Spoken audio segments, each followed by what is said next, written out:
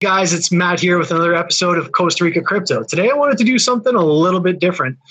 Today I'm talking to a BP candidate, and it's somebody who I've kind of been in contact with for the last little while, somebody that kind of exemplifies the values of the Costa Rican culture. And I'm referring, of course, to EOS Costa Rica. So, guys, I just want to thank you for taking a few minutes to come and sit down. I've got the Costa Rican background. I can see that Javier does too. You guys want to just kind of do a quick introduction and kind of let everybody know what your backgrounds are, where you came from, and how you kind of started down the whole EOS road? Sure. Well, first, Matt, thank you so much for having us on and dedicating some time to EOS Costa Rica. As you mentioned, we're a BP candidate from EOS Costa Rica. We started in this journey really in early May when we announced our candidacy, but it's really been a background of several years. Our company based out of Costa Rica runs 24/7 dedicated server infrastructure and has been for the last 10 years. And we got involved in blockchain probably around 2014, 2015. My background is in financial markets, but as soon as we kind of integrated both worlds of finance and tech, it's really where we found some really good synergies. And we started pioneering this idea of incentivized nodes. So we had followed Dan Larimer's work with BitShares and with Steemit. We're a Steemit witness for a while. And when EOS was announced, it just made sense for us to integrate the infrastructure we already had in Costa Rica with the business experience we had from running not only dedicated servers and co-location, but also blockchain nodes, into the same philosophy that our company already lived by and that follows Costa Rica, which is life, liberty, and respect. So, it's been quite the journey so far, but we're glad to meet more people like yourself that's working in the community. So, thanks for the time. An absolute pleasure. I'm sorry, guys. Of course, as you know, I've got howler monkeys outside. I've got a dog in the background, so I've got all sorts of stuff going on here, which is pretty typical. Javier, I can see you're kind of outside too in the beautiful Costa Rican nature. How did you get involved with EOS, and how's your journey been? Yeah, well, I've always worked as a front-end developer. I was working as a front-end developer for financial services prior to getting started with EOS, Right, we've recently transitioned into being full-time EOS, which has been really exciting for me. Prior to that, around 2013, we got involved with Bitcoin and then other technologies like Edgar mentioned. But definitely never been involved with anything like EOS or anything that resembles what we're experiencing with EOS, and it's been really exciting to be a part of it. Absolutely. I have to agree with you, man. I've been kind of, doing the cryptocurrency thing just on the side for the last little while. And it was funny because I've talked about this in a few other interviews, but I remember watching EOS go and being on Telegram, and like my girlfriend just didn't get it. She didn't understand. She's like, what are you spending your night doing? And I'm trying to explain to her, and of course all she sees is a bunch of chats going on, but it's kind of like that thing where you get bit with the bug, man, and you get into it, and I like that. So one of the things that really kind of drew me to you guys, aside from the fact that you are very Costa Rican, and I noticed that you do exemplify the, kind of the values of Costa Rica. Like, for example, I was in a Telegram the other day, and somebody said, hey, I'm this guy, and I'd love to come down and see you. And I think some people might, have their backup about it, but the first thing that came out of your mouth was, yeah, we'd love to have you. Why don't you come down? Here's our address. And that's, Ticos, as Costa Ricans are called, are typically very friendly, very eco-conscious. And I think that there's kind of a misperception that there's not a lot of this technology out here and that it's just a big barren jungle, because it's not true. We've got some pretty good infrastructure in place out here, and there's definitely an EOS presence out here, and I love the way you guys are going to build that. So let's talk about the launch for you guys. Edgar, what was kind of your role in the launch? How did it go for you? And can you kind of just give us a summation of what your experience was? Yeah, of course. I think early on we made the strategy decision that we wanted to focus on our infrastructure first. We want to make sure that we had the most secure, hardened cluster for the EOS network. We thought that, especially right after the launch, this was going to be an infrastructure competition, right? I mean, whoever had the biggest guns was going to get the most votes. So that's really where we spent most of our time. I think I specifically, there was so much information that was changing by the second. So my role during the launch was really keeping informed, keeping our tech team informed on how things were moving, what the other BPs involved in the launch were doing, making sure that we were up to date with the latest software in the correct groups to communicate and to make sure that we're on the same page. And for us, we just wanted to be there with the most robust infrastructure ready at the launch. I mean, we were just ecstatic that we were, at the beginning of this incredible movement. So for us, I mean, that was our focus. Our focus was having the correct infrastructure, the best setup, and being up to date with all the information that was just coming in by the second, really. So it was quite stressful. I can imagine. I think you guys handled it well. And kind of what we spoke about is previously that you just kind of focused on getting the right infrastructure there and having the right tools for the job, making sure that that the equipment that you had was strong. You guys are a bare metal group, which we'll talk about in a little bit. And now you're kind of focused on building the community, and we're going to get into that a little bit. But I saw an interesting post on Reddit the other day, and I believe it was along the lines of Costa Rica runs on 90% renewable energy, and we do too. And I think that you guys are definitely in line with kind of the Costa Rican culture. How would you kind of define your core values as a block producer? Can you kind of give us a little breakdown, Javier? Sure. Well, we definitely want to exemplify the same values that Costa Rica has taught us. And growing up in Costa Rica, we've grown up with a very solid democracy, and we value the importance of the democracy as well as like you mentioned, our eco-friendly stance and sustainability is core to everything we do. We also think it's really important to have a geostrategic location and a geostrategic diversity for the EOS network. So Costa Rica can offer a new location with a very blockchain-friendly jurisdiction. And these ideals of liberty and democracy and sustainability are core to what we'd like to do with EOS in Costa Rica as well. Yeah, it makes sense. It's quite the backdrop to be able to do it in there. It's beautiful. Sustainability is Costa Rican. And I think that a lot of Costa Ricans are eco-conscious. And as I said, I think there's kind of a misconception. You guys do have some amazing infrastructure out here. My internet, typically speaking, is lightning fast. And I know there's a lot of fiber optics in place. I also know that you guys have spoken about possibly expanding to Panama. So do you want to kind of get into that a little bit? And why would you consider that an intelligent solution or an intelligent future step? What's kind of motivated that? Yeah, well, we've been in contact with the community in Panama for some time now. There's a lot of blockchain enthusiasts, developers, and lots of interesting businesses coming up in Panama. And being Costa Rica, it's such a small country that we naturally want to look towards our neighbors, and we see our efforts as being as a regional effort, not necessarily confined to just Costa Rica. So we've made a few trips down to Panama, not just to meet with the community and set up some meetups and talk EOS, but also visited several data centers down there for eventual installation of EOS nodes in Panama, which would have excellent fiber optic connectivity and redundancy, which is something we strive to offer the network.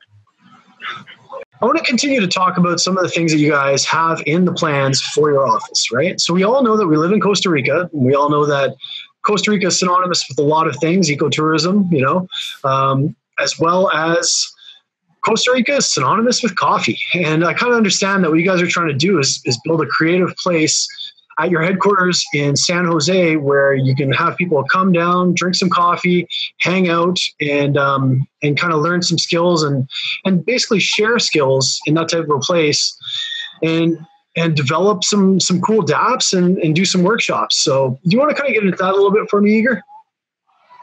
Yeah, sure, definitely. I mean, it's all ties in with the same thing we're talking about, right? I mean, what's made Costa Rica great is the investment in education and giving back. You mentioned we don't have an army. We spend a lot of that budget on healthcare and human capital. We as a BP want to do the same thing. And one of the things that you're alluding to is having this idea of an EOS open space. So we have in our headquarters an office that's just dedicated to bringing people in and being able to talk about the current challenges, not only in the EOS space, but in the blockchain space. One of them is buying a cup of coffee, right? Trying to iterate the best way, the most efficient way to use crypto to buy a cup of coffee, which is kind of like this mantra, right, that we hear around in the crypto world, like, oh, you can't even buy a cup of coffee with it. We try to solve that. I think other BPs and other people in the blockchain space have taken something similar, and we love that idea. But in a sense, it's just having an open space. We know a lot of developers around the world kind of travel from hackathon to hackathon, and we want them to know that they have a home in Costa Rica as well, a place where you can come and work, meet new people, upgrade your network for a better place or a better way to put it, and that's something that we're trying to do. I think we focused on our tech side, on our infrastructure side, and our servers, and now we think we want to grow our community not only in Costa Rica but all over the world, and telling people that they have a place to come and join the movement down here. I love it, man. And I think that again kind of exemplifies the Tico values, right? People down here are laid back. One of the sayings that you hear most often is tranquila. And I found that, being tranquila, everything's good, everything's relaxed, pura vida, pure life. Being an expat coming from Canada, it's been one of the most accepting places ever. I mean, it's been absolutely a phenomenal experience. It's also been really hot. I'm sweating here, guys. But that's one of the things that I love about Costa Rica, because it's nice, it's warm, it's got some amazing scenery, and the people are very welcoming. So I like that about what you guys are doing. I like that the way you're kind of trying to preserve that and build this open space where people can come down, sample some coffee, learn a little bit, teach a little bit, and everybody just kind of collaborate in the name of EOS. So before we move on, I wanted to talk to you guys about something that we kind of chatted about briefly, and that refers to your role in the Jungle testnet. Now, we know there's a few different testnets, but I know you guys have been heavily involved with Crypto Lions in the Jungle testnet. And I think that people have a kind of a misperception of testnets, right? The testnets, as we alluded to before, are a little bit, you have a toy rocket, right? Like when you're going to launch a rocket, you don't just put it together, get it ready, and okay, it's off. You know what I mean? You want to take a toy rocket, you want to take toy models, and you want to build them, you want to test them in all scenarios. And that's essentially what the Jungle testnet is, right? If you're going to break something, you don't want to break the big rocket, you want to break the little rocket. So I know you guys have played a really important role in the Jungle testnet and some of the stuff being done there. I want to give you an opportunity to kind of speak on that and elaborate a little bit what the Jungle testnet means to you and why you feel that allocating resources are so important for the future of EOS. Yeah, I'd like to answer that. Absolutely. Since we began our candidacy, we've been involved with the Jungle testnet, and we feel it's crucial for the release, for new releases, and for just making sure that the software that gets deployed has been previously tested. Many bugs have been found in the Jungle testnet, and we have been involved recently with discovering new bugs in the Jungle testnet. And we really think it's important for other BPs to allocate resources to testing. And yeah, the work that's been done by Crypto Lions is exceptional, and we really are happy to be a part of that. Absolutely, my friend. And like I alluded to, I remember there was an incident that happened, and the Jungle sorry, I'm sweating here, guys. I'm not going to lie to you. It's hot. Costa Rica's hot. The jungle test net, has caught a few bullets. And I think that people, when they think about the jungle test net, they have this misperception. Like, if you're going to break anything, you break the test net because you don't want to break the real net. So I think it is important. I think it is important that people contribute to this. I'm glad that you guys are heavily involved in that and working with Crypto Alliance to catch the bullets before they get fired out of the barrel. So, why do you guys continue to do this? Like, that's what I always try to get inside of people's heads. Like, what drives you guys to get up, wake up every day, show up, put in your best effort, and continue to develop and continue to push forward? Like, what about this particular experience draws you in, and what keeps you going to work every day? Yeah, I mean, I'll take that. And obviously, as a BP that's been working hard and not in a paid position, we ask ourselves and have to answer that question every day. And in reality, it's just you're part of something bigger than yourself. I think everybody always strives to do that, whether that's in your professional life or your personal life. And EOS really pushes you every single day to either learn something new or to discover something new about yourself. I think you need to know so much about not only the technical part, which is, obviously vital to being a block producer, but also about the governance part, about the philosophy behind it, the community building behind it, the financial markets aspect behind it, especially with different proposals with, separating RAM and CPU power. So there's all these different aspects that just every single day is a new challenge. It's something new to learn. And that keeps you motivated. Not only that, but also just the welcoming, huge EOS family that we have discovered, right? I mean, we've been able to collaborate with a lot of different people all over the world, and not a lot of jobs, not a lot of kind of goals allow you to do all that. So I think it's very, very motivating, and we'll continue to work and try and get up in the rankings. Yeah, that's a good answer. And for me, that's what keeps me doing these videos, to be honest. I'm always amazed with how, and I've talked to a few people about it, how incredibly welcoming that a lot of the EOS community is, and the willingness that people have to kind of speak and talk out and converse and just get together and be a part of something bigger. I mean, the software is ridiculous, right? We're breaking transaction speeds on a daily basis. Some of the dApps that I see coming out of EOS are freaking mind-blowing. I mean, and it's so early in the game. Never mind what Dan Larimer has up his sleeve. Just what the community is doing right now, and the way that people are kind of coming together to use blockchain to not do your typical banking transactions, but really affect change in the world. And that's one of the things that draws me to the community, and it's one of the things that sucks me in, and it's one of the reasons why I continue to do these videos. So I want to talk to you guys about probably one of your coolest ideas, because we spoke about this before, and it's kind of the idea that I think it's really neat. You guys spoke about the future and the possibility of kind of doing almost like EOS Costa Rica surf camps, where developers come out and they come to workshops and everybody works together and learns from each other. And then kind of in the true Tico way, because Ticos are also very much about life balance, you go in, you spend your morning, and maybe you're doing some development. And then around noon, you shut it down, grab a surfboard, you go hit the beach, or you go spend some time in the mountains, and you just get to know Costa Rica.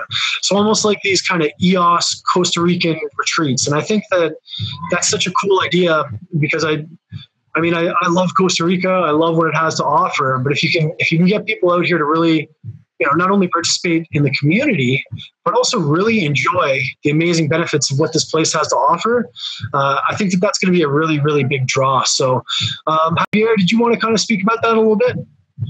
Sure. Yeah, I'm glad to.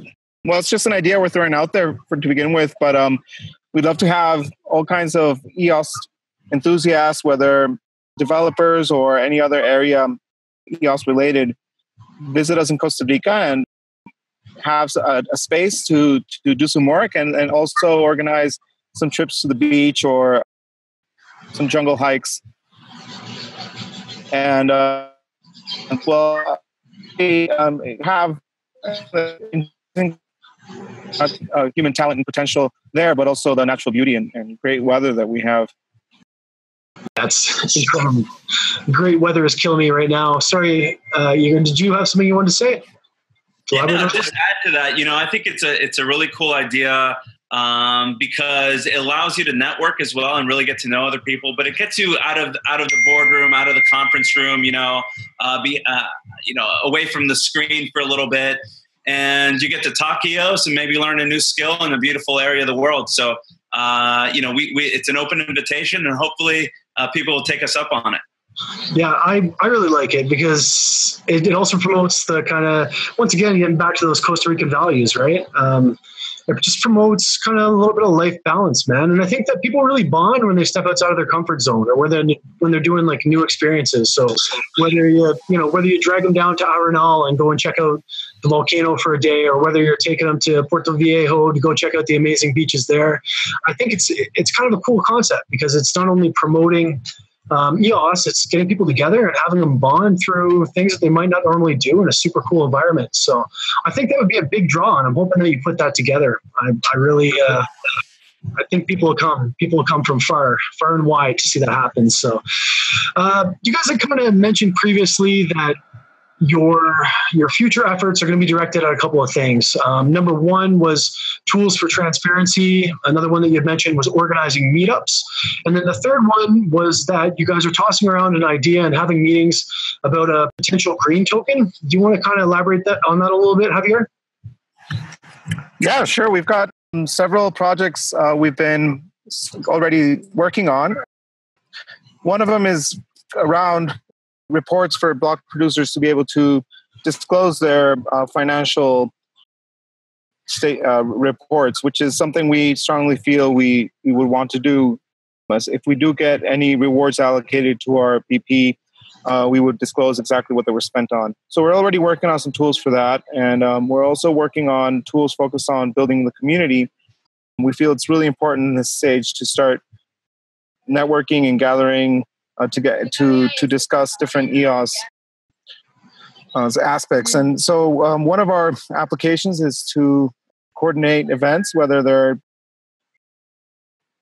workshops or meetups or hackathons or boot camps, maybe a weekend boot camp where we talk EOS, learn about different aspects of EOS. And we could use an application to help us coordinate all these events. And we're also very interested in sustainability and the possibility of tokenizing and incentivizing recycling, which we think is really important. Costa Rica has already undertaken some efforts regarding recycling. So we think it's something we'd like to get involved in, and we feel EOS is a great platform for trying to solve these sorts of issues. So yeah, we definitely have begun to work on some projects, and we're excited to announce when they're ready in the next coming weeks. I love it. So what I'm hearing from you guys, new developments include possible meetup app, possible green token, incentivized recycling. I hear you guys talking about having a big open space where people can come to you from all over the world who just kind of want somewhere where they can sit down, focus, and share knowledge about EOS, and also enjoy kind of the Costa Rican experience, drink some good coffee. I think you've got something with your whole Costa Rican kind of EOS meetup with the, kind of surf camp, and one day you're surfing, one day you're climbing a mountain, and then the next you guys are all, kind of putting your heads together in the office. I like it. And I think that you guys have good morals. One thing that I kind of saw on your website is that you're dedicated to 100% transparency with all of your funds. And then of course you're dedicated to working on tools for transparency. And, you got to keep them honest, right? I think that's one thing that kind of the principles of EOS are founded on. So I'm excited to see what you guys got going on in the future. And I'm also excited to come and knock on your door and probably end up drinking all your coffee before you kick me out. But we'd love to have you. Yeah. Absolutely. I think I'm going to. I think that's definitely going to be in the plans. And I think you'll regret wanting to have me. You'll be shooing me out the door in no time.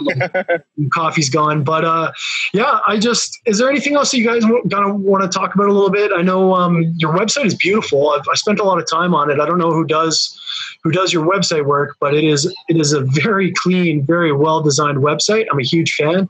Of course, I come and visit you guys in your Telegram all the time where people can come and knock on your door. And I know you guys are trying to set up this open house so that people can experience, the best of Costa Rica. It's a little bit of EOS on the side. I think that's really interesting. Anything else you guys want to talk about, or anything you guys else want to say before we kind of sign off and close this off? And hopefully I'll get the chance to come out and do another video with you guys soon. Sure. I mean, I'll just kind of want to reiterate what we stand for, what we bring for the table, right? For anybody who's just looking at different VPs to vote for, this is what we bring to the table, right? We're completely 100% independent. We're self-funded. We have over 10 years experience running 24/7 infrastructure and 5 years experience running nodes. So this is not our first rodeo, when it comes to actually running the tech. We live in a place that's shooting for 100% clean renewable energy. So that's another one that we think we bring to the table. We're geostrategically located between two large continents, two large oceans. And we're focusing on education tools for developers. And one of the things that we really believe in is if we teach the people that can teach the other developers, we're really going to have an army of developers that are coming out of our region. So with that, I think that's what we stand for, and we're going to continue to work hard for that and convincing voters that we deserve a place at the table. And again, I think we're open to feedback, to community kind of suggestions of what we can do better, what we're not doing, and hopefully we will work hard enough to deserve your vote. I love it. And you already have mine. So if that means anything. Thanks, man. Appreciate it. You do. And you did since the first day that we launched, because I kind of got to know you guys. I know that you guys are experienced. You got a big heart. I think that your ethics are in the right place. And I totally support what you guys are doing. So I'll definitely come down at some point. Maybe we'll, spend a little time in the office and go out, shoot up the drone, maybe check out a little bit of what Costa Rica has to offer.